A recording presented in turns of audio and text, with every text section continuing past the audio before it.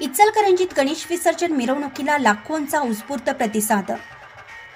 इचलकरंजी वस्त्रनगरी इचलकरंजीत गणेश विसर्जन मिरवणुकीला यावर्षीही भाविकांचा उत्स्फूर्त प्रतिसाद मिळाला। हजारो भव्य गणेश मूर्तींना अखेरचा निरोप देण्यासाठी लाखोंचा जनसागर शिवतीर्थ मैदानापासून पंचगंगा नदी काठापर्यंत एकवटला होता। ढोल ताशांचा गजर, नेत्रदीपक रोषणाई, भव्य मिरवणुका आणि घोषणाबाजीने संपूर्ण शहरात आनंदमय वातावरण निर्माण झालं होतं। पहाटेपासूनच विविध मंडळांनी आपल्या सजवलेल्या मूर्ती, डेकोरेशन व रोषणाईसह नियोजनबद्धरित्या शिवतीर्थ येथे दाखल होण्यास सुरुवात केली। शहरातील रस्ते, चौक, गल्लीबोळ हे गणपती बाप्पा मोरया, पुढच्या वर्षी लवकर या जयघोषाने दुमदुमले।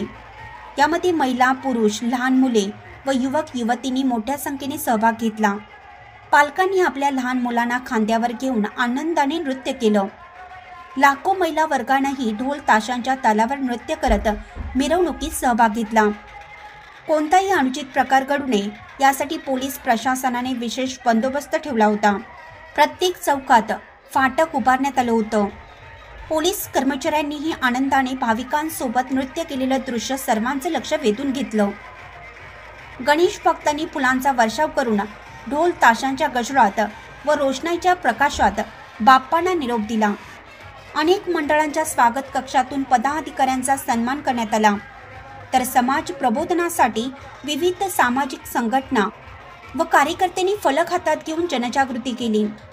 शेवटी पंचगंगा नदी काठावर इचलकरंजी महानगरपालिका तसेच मोठ्या मंडळांच्या वतीनं नियोजनबद्धरित्या विसर्जन प्रक्रिया पूर्ण करण्यात आली।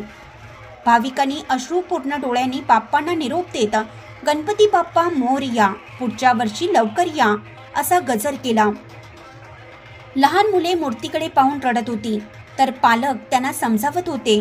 संपूर्ण वस्त्रनगरीत लाखोंच्या उपस्थितीत झालेल्या या विसर्जन मिरवणुकीचं दृश्य अविस्मरणीय ठरलं। इचलकरंजीहून नितीन दबडे, पाहत रहा वायरलेस।